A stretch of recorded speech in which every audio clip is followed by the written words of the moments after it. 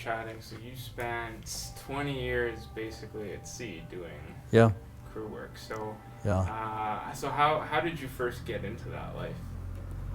Just by wanting to purchase books for the next year, going back to school the next year, and I did that for 2 years, 2 summers, and by that, after 2 summers, I had been bitten by the sailing bug, and I just stayed with it. So when you say bitten by the sailing bug, what was it about the Well, lifestyle? it was just life aboard the ship, and the work that we were involved doing, and I was gradually working my way up the ladder, and from ordinary seaman up to watchman, up to wheelsman, and then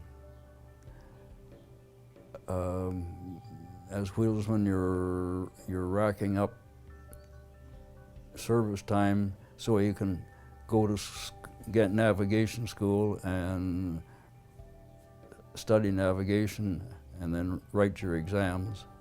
That's what really kept me going, was there's not much point in just going part way and then without going the whole distance and getting your master's license, and then you can either stay or come home. The first 5 years I was on a passenger ship, CPR passenger ship, the Keewatin, and they only had 3 ships. So once you get up as wheelsman and you've got enough time to go to navigation school, but you're not going to go any farther. I'm not going to get any farther up the ladder because they've only have 3 ships. And so then after navigation school, I changed companies and went with Imperial Oil.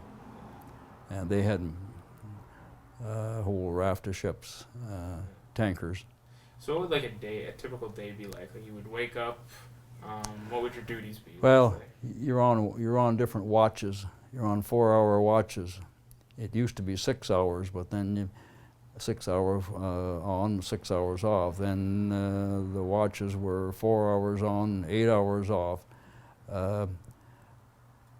You'd go on your watch as a wheelsman, and you stand at the wheel and for the 4 hours, and then come off and rest until the next 4 hours for 8 hours, and it was the same thing for wheelsmen, officers, third mate, second mate, first mate.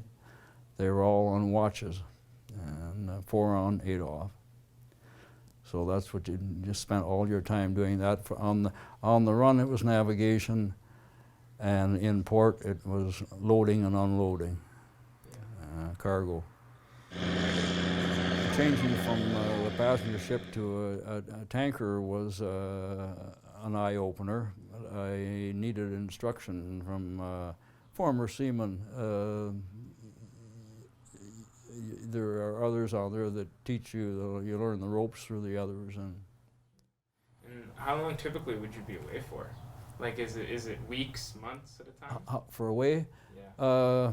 On the lakes, it was just, you were usually for about 9 months you were away from your home. And but once I was down on the coast, it could have been from years, a couple of years before you get back home again. Well, you were running from, say, from on the lakes, you'd be running from anywhere from Fort William to Montreal, or and from Montreal you'd pick up cargoes and down to Halifax, St. John's, Newfoundland, down to the Atlantic seaboard. There were some storms, all right, that we're through, but which on the passenger boat, she was pretty high out of the water, and I remember when you went over, you right over almost. You seen on our beam ends. I didn't think I was going to see home again. But, those ships are designed though, like yeah, and then you're pitching at the same time, and pitching and rolling at the same time. It's like a corkscrew. And she was pretty high out of the water, and when she really rolled over, and it's black night, and you can't see what's going on outside. But we survived. She was a good sharp, she was a good boat. Tankers were the better vessels, because once you had unloaded your cargo of fuel products, gasoline, furnace fuel, stove oil, diesel. Once you unloaded your cargo, you could fill the tanks back up with seawater.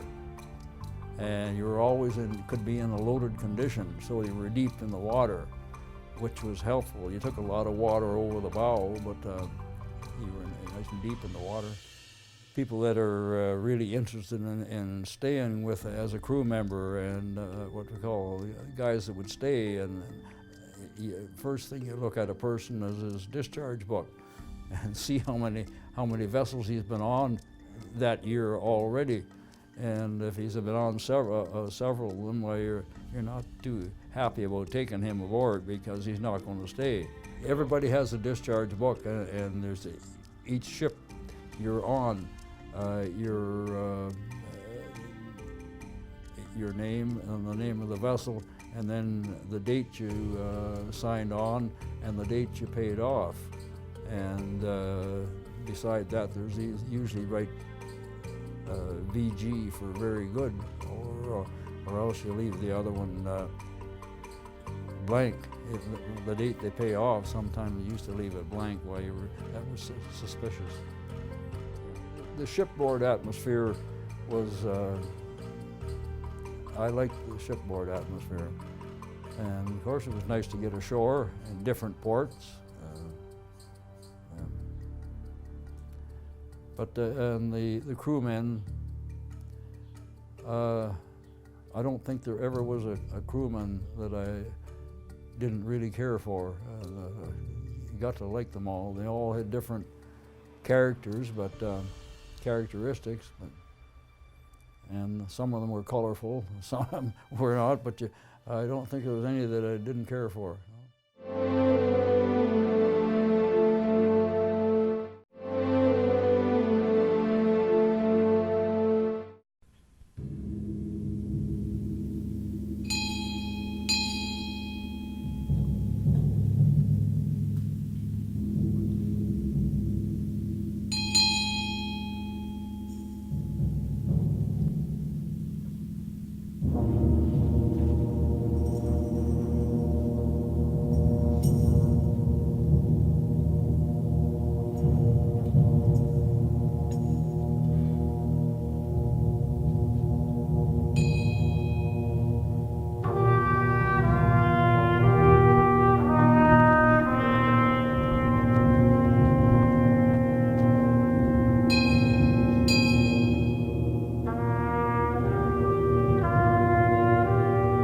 November the 8th, 9th, and 10th of 1913. This very unexpected, severe storm. I guess it was the fact that nothing had ever happened like that ever before. And it's almost unbelievable that you would lose 12 Lakers in one weekend due to a storm. And because they could not communicate with each other, most of the people on land, although they were pretty well in the snow, tied up in the snowstorm, didn't actually know about what was going on the lakes until about 3 days later. And so it became a very significant event. Almost every street in Goderich at some point or another had at least one sailing family, someone who had someone on the lakes. And so it profoundly affected not only that generation, but I've heard stories since of people who were lost in the Great Lakes storm and that their family has never actually recovered from the financial loss, even here 100 years later. Its memory has been kept alive in a variety of ways, and you're quite right. Even in 2013, when we were having the 100th anniversary, in that course of that year, the Great Lakes Storm of 1913 Committee had two theater productions, there were 2 art shows, there were a variety of lectures given, there were an ecumenical church service, a monument that was unveiled, 2 books were written, so it is a story that is still relevant today, and people do not seem to get tired of hearing it. But more importantly, in the past, it's primarily been about what the ships, what their names were, what they carried, where they were going, etc. Perhaps even their captains. But the crew was not well known. And so a great part of the 100-year anniversary was to actually begin to find who were those individuals that were lost in the Great Storm, over 250 of them. And where are their descendants today? And Paul Carroll was the driving force. He's a creative force with the Great Lakes Storm Committee. And he said he would put me in charge of the descendants because they didn't have any descendants, a couple of them at that point, but that's all. But I was to find descendants of the mariners who had been involved in the storm. And that was just a fascinating job. I was so lucky because I got to deal with real people and hear the stories, see the artifacts, their mementos. And anyway, it started out with me just writing a page about each of these stories, and then it just developed into a book. And the stories keep coming. People keep contacting me in some way saying, oh, I had a great-grandfather who died in the Great Lakes Storm, and this is my story. So it's an ongoing work for me. 8 of the 12 ships that sank went down in Lake Huron. And you see, the sad part was the wreckage all came up on the Canadian side. Yeah.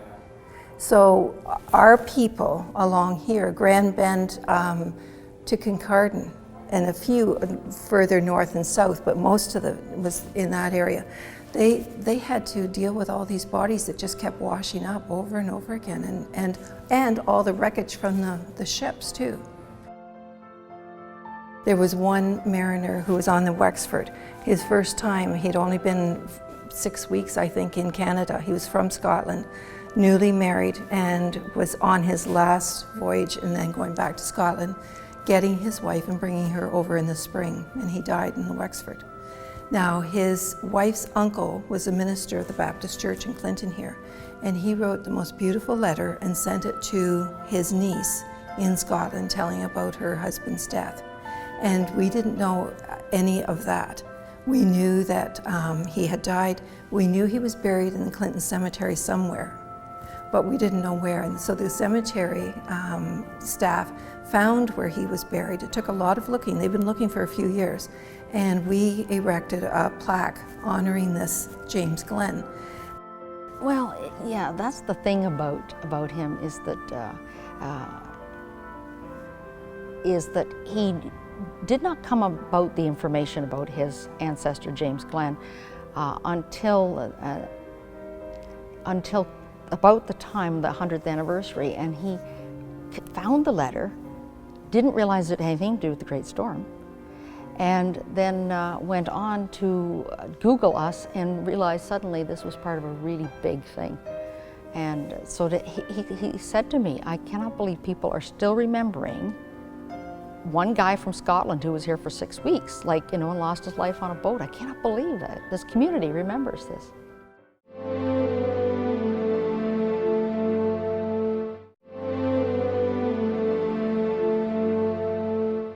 My name is Phil Gemmenhart. I'm a local history buff, and I've gathered a few artifacts together from the past, so I'll maybe give you guys a tour around and we can look at a few artifacts.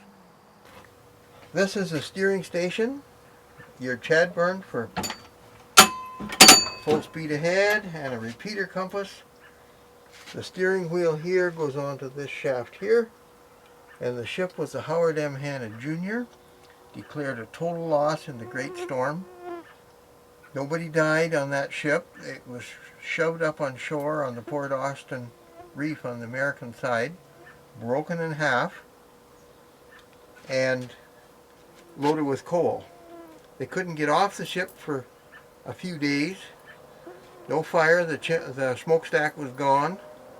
Cabins were all gone. They were huddled down in the engine room. And anyway, when the storm was over, they all got off.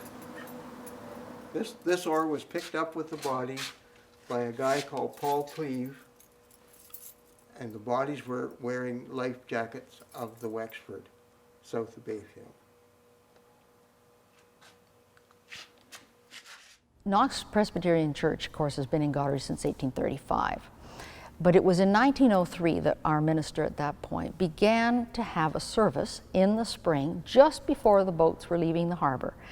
And the stories go that he would go down to the harbor and personally invite the different sailing men to come up to the church for a special evening service. It was known as the Sailors and Fishermen Service. And at that time, they would sort of bless the fleet, ask for safety, pray for safety on the Great Lakes. And this went along fine until 1913, 10 years later. And at the next meeting, he discussed it. He said, I believe we should change the name to the Mariners Service, and we should incorporate as part of it a remembrance for the victims of the Great Storm.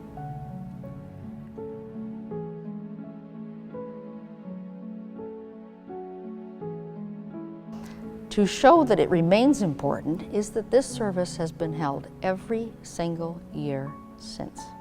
So we had our 100th anniversary service in 2014 because that would have been the February following the November storm.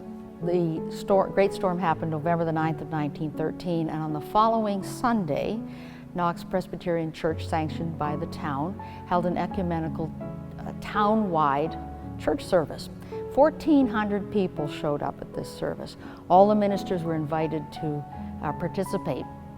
And so 100 years later, Knox Church held again an ecumenical service in which we invited all the churches to participate. We had all the choirs in the area join together, and we replicated or reproduced, as it were, the original service so that we were singing the same hymns, we were reading the same scripture reading, etc., so that we were actually being able to show people 100 years later what that service had been like right after the Great Storm of 13. We decorate the church by hanging ship's flags from the balcony all the way to the front of the church. We usually put up a fisherman's net. We have artifacts that are brought in, such as the masthead light from the Hannah, which actually went through the Great Storm of 13. We also hold in the gymnasium, after the service, a sort of a display of all the different artifacts relating to marine work here, but generally more related to the Great Storm of 13. So, to help people imagine how big the waves were during the Great Storm of 13, we have a banner that we drop off the balcony that says, imagine a wave twice as high. I have the great honor of ringing a bell and reading the names of each of those ships that went down. And people tell me it is the most poignant, moving part of the service. So this is the bell that we ring at the Mariners Service each year.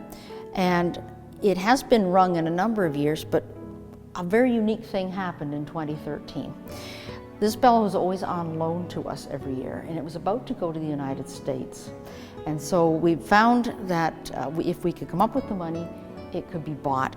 And so actually, Keith Holman, who I talked to about it, purchased the bell on the 100th anniversary, November the 9th, and donated it to Knox Church. So now it is rung every year. I don't know whether you'd like me to ring it for you. It's got a nice sound to it, and when it rings in this church, it just sort of reverbs through the whole sanctuary. So if you can imagine that, we would say things like the Argus,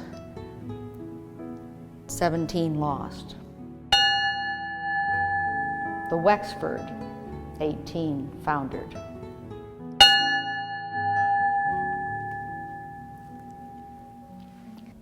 The only sound you can hear in the church is the bell ringing, and then as it decays, and then the next name is read.